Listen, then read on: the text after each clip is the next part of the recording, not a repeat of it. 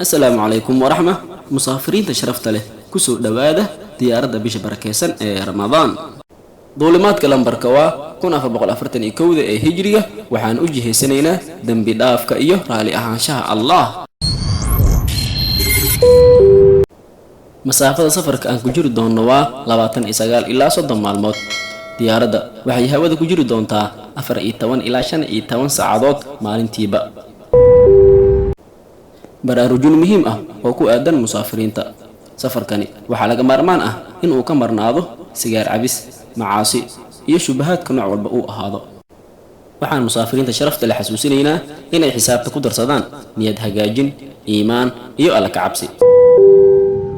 duuliyaha diyaaradda waa quraanka kariimka iyo amal walba oo wanaagsan iyo dhammaan malaa'igta waxaan idin rajaynaynaa safar wanaagsan oo ka buuxa sabar iyo alla ka cabsi يكو ليس قرالي أهانشها الله كل عام وأنتم بخير تقبل الله منا ومنكم صالح الأعمال